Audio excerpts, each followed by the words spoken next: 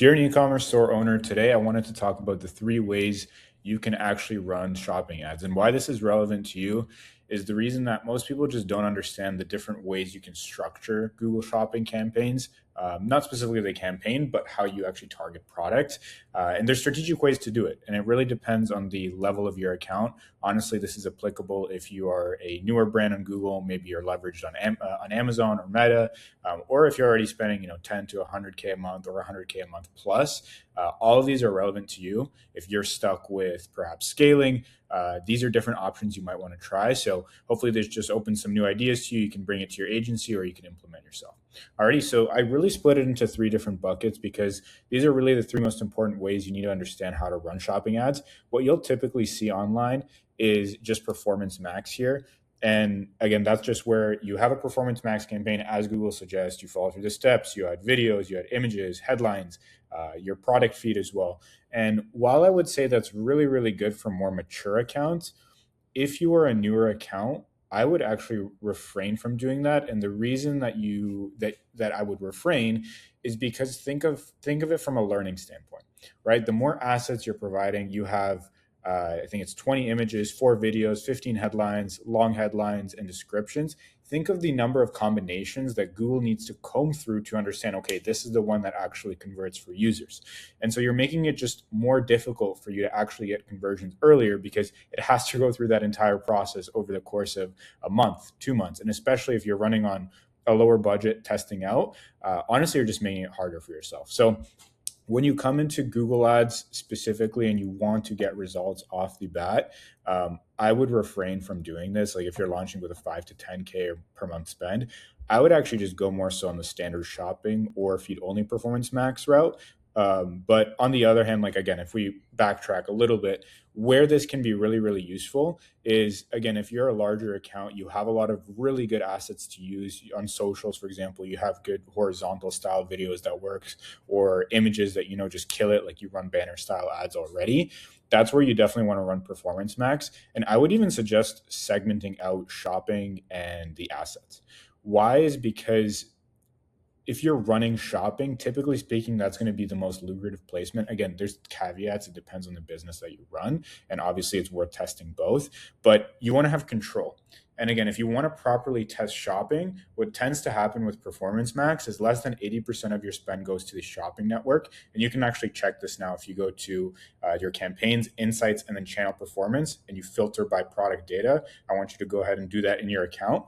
Take a look because you might see that less than 80% of the spend is going to, it's called search, but that also includes shopping. That's just how Google calls it, which is a little bit stupid, but going back. So that's something you want to take a look at. And if you're at less than 80% and your account isn't, or your campaign specifically isn't performing at, KPI level that you would want it to, that's where you want to consider some of these other options. Okay, so stick around till the end to see that. So that's something to keep in mind. If you're running assets, test it in a specific campaign. Maybe you have it like 200, 300 per day.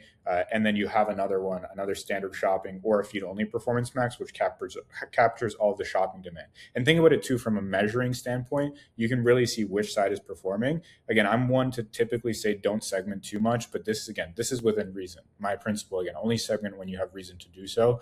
I think I heard that somewhere, but again, I just rephrase it. So credits to whoever, but run two of these campaigns side by side, see which performs, and they should actually complement each other, right? Because if you think about it, if somebody is in kind of that discovery stage, the hope is that, again, Performance Max would do some of that discovery, even though it's more of a bottom of funnel campaign, but at least it can show some people ads on video that are aligned with the audience that you have, and then maybe they're funneled along to shopping. There's so many different paths a person takes to converting, but the idea is they complement each other, right?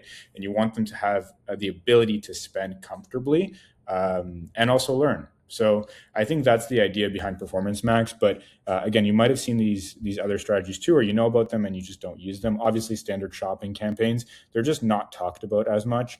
Google had an update about a year ago where you're ranking for standard shopping campaigns. If you run a product in standard shopping and you run it in Performance Max, they have equal ability to rank.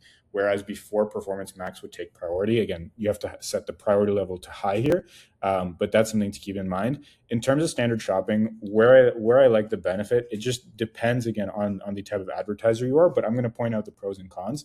The pros is it's really good for a newer account with low conversion data. And that feeds back to my point is like, you want to be as simple and clear to Google as possible and not have it test a ton of combinations. So let's say you only have a few SKUs, maybe your best sellers on Meta or Amazon or wherever you already have previous data from. Take that from Shopify and then run these here. I would focus on two things. So I would focus on best sellers, and then I would also focus on profitability because you want to be profitable. And you can run these on like a manual CPC. I might graduate to like a max clicks, or I'll even launch it on a max clicks. But I really like running manual CPC for the reason that, again, you just have more control. And then the goal is going to be to switch to a target return on ad spend. The only thing is, again, you can't control bids, but that's the same thing with feed only Performance Max campaign. And I will say the benefit as well is this is more so this is better for colder traffic than Performance Max is because, as you might have heard, and as I started talking about, Performance Max is more of a bottom of funnel campaign where it's going to look at what is the easiest ways for it to pick up on conversions. That's why, again, if you don't exclude your brand from Performance Max, it's going to keep pushing towards branded traffic and try to pick up on those conversions and make it seem like you have a good ROAS when you really don't. So that's why you want to make sure brand is excluded. But again, that's why standard shopping is good if you kind of want to test more middle of funnel type of queries without that kind of component. It's really good at focusing on new customers. Again, obviously I would have brand excluded here too, but it's just more control. The only problem is your audience targeting is a little bit more difficult in the sense, with Performance Max, you have audience signals and you have search themes. Here, you don't have the ability to add any of that. I mean, you can add audiences. It's not as much of a guide as it would be for Performance Max, which relies on it more so. And for both, obviously, you want to make sure your feed is optimized. So are the keywords that you actually want to target or prioritize present in your product titles? Are you adding the correct product types? Do the products have product identifiers? Are all of your products that you want to target approved in Merchant Center? Go in. If not, go in. Make sure those are all fixed. So those are kind of prerequisites for that as well. This is just, again, campaign shell, which one is best to choose. But obviously, the feed is a prerequisite of that.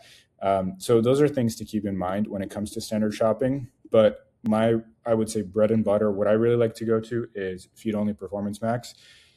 A lot of reasons why I like it. I actually use these on new accounts. So what I'll do, I'll launch this on a max conversions bidding strategy. I find it honestly does well. It does a good job at picking up conversions right away, even on a fresh account. And that's what I like, right? Because with standard shopping, you have no option for max conversions. It's either manual or TROAS. So I would even say like you can hold off on a standard shopping and you can run it on a target return on ad spend once you actually have some data from feed only Performance Max and you want to test some other products. So what I even talk about here is like it does a good job of understanding which SKUs to push spend to. And again, you'll get to a certain point where it's just going to keep pushing to those SKUs, but you have other products that aren't tested. So maybe you even take some of those high performers, run them on a standard shopping with an aggressive target because they do well. And then the feed only Performance Max is forced to kind of learn and find new products to target, new products to test, right? And so that's why I also mentioned it's good when you have a lot of SKUs because it can go through a lot of data pretty quick and understand which searches are good to match to the actual product. I've ran this with like several thousand SKU stores and it works really well. Again, the key that you want to focus on is your segmentation. So that's where you want to make sure you have custom labels. So again, there's different ways you can do it. And that's why I was talking about like margin, best sellers. You can go by margin. So if you know X products in your backend, you can add a tag for whatever margin and then set that as the condition for the custom label. Maybe you already have those tags. You just need to map them to the custom label. You can do it by product types. You can do it by just specific SKUs as well. Different ways to do it just depending on your SKU level. But again, over 100 SKUs, this works really, really well. If you're under 100 SKUs, honestly, I would do like a standard shopping, but you could still do a feed only Pmax. But this is typically what I see. And then with the bidding strategy, like I said, max conversions, move to TCPA because you can actually control your cost per conversion. And then you can basically flip it. So if you know your average order value is $210, and you want to achieve a 3x return on ad spend, and your CPA right now is like $50 to $60, and you know that 3x is like your max threshold, then you can set your TCP at $70, right? And that way you're not restricting the algorithm because you're giving it some cushion to move. If you start to scale budget, it can go a little bit higher in terms of TCPA, but you're still within goal.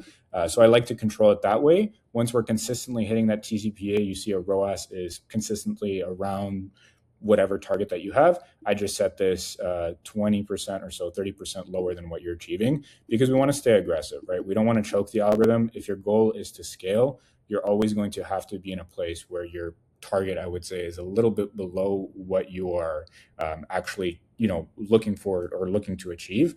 Just because if you start to put it higher and higher and higher, at a certain point of spend, it's just not going to be able to spend, and it's not going to hit your daily budget. And if it's not hitting your daily budget, well, what's the point of adding more budget if it's not spending it? So that's really the idea there. And then I also said spend control, right? Because again, greater than 95% of spend is going to go to shopping. And then the other 5% might just be some dynamic remarketing on YouTube on display, which is fine, no problem. But we just want most of the spend going to shopping. If it's not going to shopping with a feed only Performance Max campaign, likely your issue is your product titles. So you're not actually presenting keywords that you want to target in there. And number two, SKU disapprovals, right? So like if your products are disapproved, it just doesn't have enough products to match to, spend's going to die, and it's just going to go to more placements where it can burn your budget, display, YouTube. So that's the idea there if you're already running a feed only. And then the thing that I like about it too, more robust audience signals. So you can actually, again, feed it first party data, which is what I like too, because on a fresh account, you probably have a ton of data already from Meta, customer list that you can export from Shopify. Right now, you actually only need 100 members in that customer list. Customer list is pretty much email, name. There's two ways. There's just like you can go by email, which is a little bit more high level data, but you can also go by like email, address, postals or zips, depends where you are. But all the other data, the more data you can provide Google, you're basically importing conversions, right? Because you're telling it, hey, these are my target customers. These are people that already bought from me. Go out and find people similar to them to target. And that's really what it's useful for, because you don't have any conversion data to begin with. And then also search themes. I would add like 3 to 5, just clear signals of the keywords you want to show up for, just a little supplement. But most of what the success is going to come from, make sure your product titles are solid, because that's how Google understands what searches to match your ad to. Okay. And then I said, testing as well. So yeah, those are really your 3 options, I would say. So to recap again, if you're really any size store, but here I just want to prioritize, if you're a higher SKU store, it's much easier to test and get results when you're on a feed only Performance Max campaign. And similarly, if your standard shopping is not pulling weight, I would test out a feed only Pmax.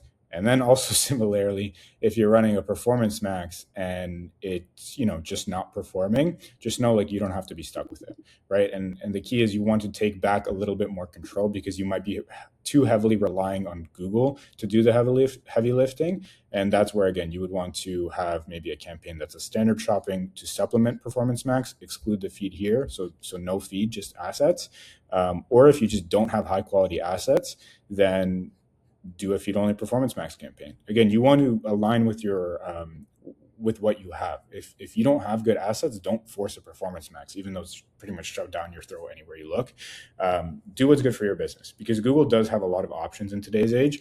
If you don't have good assets, there's other options to run. And at the same time, if you do have good assets, you can run Performance Max, you can run demand gen campaigns. There's really no limits to what you can do and how you can scale. But hopefully this gave you at least a premise or idea of what makes sense for your account. I hope you can just apply it to your account and see how you can improve your results.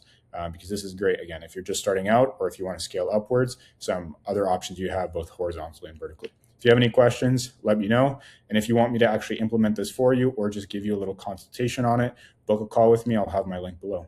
Alrighty, I'll see you in the next one.